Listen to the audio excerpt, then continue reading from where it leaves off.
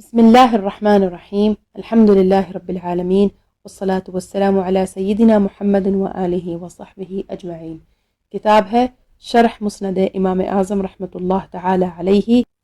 उन्वान है बाबुन फिल खुतबती, खुतबा का बयान। हदीस नंबर 140। अबू हनीफता अन अतिय्यता अन इब्न उमर क़ाल कान अन्नबी सल्लल्लाहु अलैहि वसल्लम इज़ा सअद अल-मिंबर यौम अल-जुमुअती जलस क़ब्ल अल-खुतबती जलसतन खफ़ीफ़तन।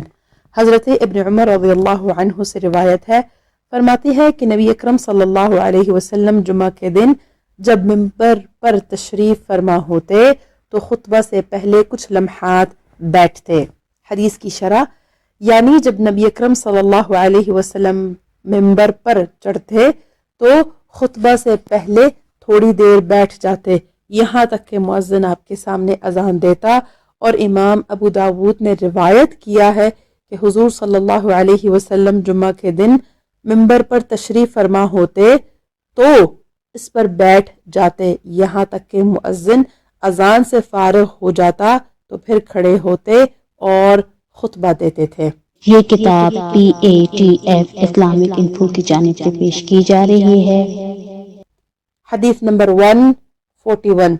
अबू हनीफता अन हम्माद अन इब्राहीम अन्न रजुलन हद्दसहु अन्नहु सअल अब्दुल्लाह इब्न मसऊद अन खुतबति नबी सल्लल्लाहु अलैहि वसल्लम यौम अल-जुमुअती फ़क़ाल लहु अमा तक़रउ सूरत अल-जुमुअती क़ाल बला वलाकिन ला अअलमु क़ाल फ़क़रअ अलैहि वइज़ा रअउ तिजारतन औ लहवन इंफ़द्दू इलैहा वतरकूक क़ाइमा। हज़रत इब्राहीम से मरवी है कि एक आदमी ने उनको बयान किया कि इसने हज़रत अब्दुल्लाह बिन मसऊद रज़ियल्लाहु ताला अन्हु से नबी अकरम सल्लल्लाहु अलैहि वसल्लम के यौम जुमा खुतबा की बाबत पूछा तो आपने फरमाया क्या तुमने सूरतुल जुमुआ नहीं पढ़ी? इसने कहा क्यों नहीं, लेकिन मैं नहीं जानता कि नबी अकरम सल्लल्लाहु अलैहि वसल्लम इससे क्या तिलावत फरमाते थे। तो आप रज़ियल्लाहु ताला अन्हु ने ये आयत तिलावत की, वइज़ा रअउ तिजारतन औ लहवन इंफ़द्दू इलैहा वतरकूक क़ाइमा। हदीस की शरह, यानी एक आदमी ने हज़रत अब्दुल्लाह बिन मसऊद रज़ियल्लाहु ताला अन्हु से सवाल किया कि नबी अकरम सल्लल्लाहु अलैहि वसल्लम का जुमा का खुतबा कैसा था। यानी आपने सवाल किया उनसे हुजूर सल्लल्लाहु अलैहि वसल्लम जुमा के दिन खुतबा कैसा देते थे या कैसे देते थे, यानी आप बैठकर खुतबा देते थे या खड़े होकर। तो हज़रत अब्दुल्लाह बिन मसऊद रज़ियल्लाहु ताला अन्हु ने जवाब दिया कि क्या तुमने सूरह जुमा नहीं पढ़ी कि वो जुमा के अहकाम के लिए जामे सूरत है। तो साइल ने कहा हाँ मैंने पढ़ी है, लेकिन मैं इससे हुक्म निकालने से कासिर हूँ। तो हज़रत अब्दुल्लाह बिन मसऊद रज़ियल्लाहु ताला अन्हु ने ये आयत पढ़ी, वइज़ा रअउ तिजारतन औ लहवन इंफ़द्दू इलैहा वतरकूक क़ाइमा कुल मा इंदल्लाहि खैरुम मिनल लहवी व मिनत तिजारह वल्लाहु खैरुर राज़िक़ीन। सूरतुल जुमुआ आयत नंबर 11। तर्जमा, और जब उन्होंने कोई तिजारत या खेल देखा उसकी तरफ चल दिए और तुम्हें खुतबा में खड़ा छोड़ गए, तुम फरमाओ जो अल्लाह के पास है खेल से और तिजारत से बेहतर है और अल्लाह का रिज़्क सबसे अच्छा है। और फरमाया कि जब नबी अकरम सल्लल्लाहु अलैहि वसल्लम इस आयत के साथ खुतबा देने का इरादा फरमाते तो खड़े हो जाते, यानी नबी अकरम सल्लल्लाहु अलैहि वसल्लम खड़े होकर खुतबा देते थे। यानी वो तरकूक क़ाइमा, इससे इस्तिदलाल किया। हाशिया में जिक्र है शरह अल-मुल्ला अली अल-क़ारी रहमतुल्लाह ताला अलैहि अला मुस्नद अल-इमाम अल-आज़म सफ़ा नंबर 130। फ़िक़ही मसाइल।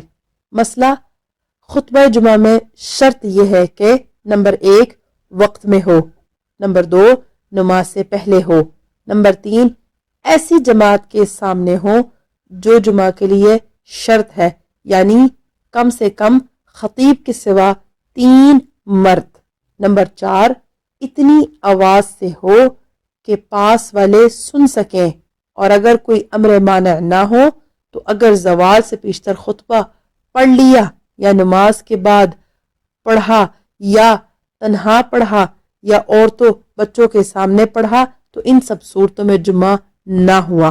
اور اگر بہروں یا سونے والوں کے سامنے پڑھا یا حاضرین دور ہیں کہ سنتے نہیں یا سن نہیں سکتے دوری کی وجہ سے یا مسافر یا بیماروں کے سامنے پڑھا جو عاقل بالغ مرد ہیں تو ہو جائے گا. مسئلہ خطبہ ذکر الہی کا نام ہے اگرچہ صرف ایک بار الحمدللہ یا سبحان اللہ یا لا الہ الا اللہ کہا اسی قدر سے فرض ادا ہو گیا مگر اتنے پر اکتفا کرنا مکروہ ہے. مسئلہ چھینک آئی اور اس پر الحمدللہ کہا یا تعجب کے طور پر سبحان اللہ یا لا الہ الا اللہ کہا تو فرض ادا نہ ہوا. مسئلہ خطبہ و نماز میں اگر زیادہ فاصلہ ہو جائے تو وہ خطبہ کافی نہیں. مسئلہ سنت یہ ہے کہ 2 خطبے پڑھے جائیں اور بڑے بڑے نہ ہوں. اگر دونوں مل کر طوال مفصل سے بڑھ جائیں تو مکروہ ہے خصوصاً جاؤں میں. مسئلہ خطبہ میں یہ چیزیں سنت ہیں. نمبر 1 خطیب کا پاک ہونا. نمبر 2 کھڑا ہونا. نمبر 3 خطبہ سے پہلے خطیب کا بیٹھنا. نمبر 4 خطیب کا منبر پر ہونا. نمبر 5 سامعین کی طرف منہ. نمبر 6 قبلہ کو پیٹھ کرنا اور بہتر یہ ہے کہ منبر محراب کے بائیں جانب ہو.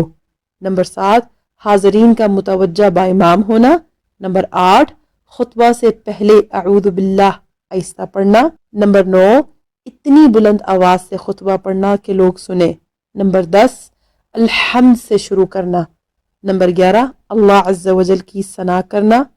نمبر 12 اللہ عز و جل کی وحدانیت اور رسول صلی اللہ علیہ وسلم کی رسالت کی شہادت دینا. نمبر 13 حضور صلی اللہ علیہ وسلم پر درود بھیجنا. نمبر 14 کم از کم 1 آیت کی تلاوت کرنا. نمبر 15 پہلے خطبے میں وعظ و نصیحت کرنا. نمبر 16 دوسرے میں حمد و ثنا و شہادت و درود کا اعادہ کرنا. نمبر 17 دوسرے میں مسلمانوں کے لیے دعا کرنا.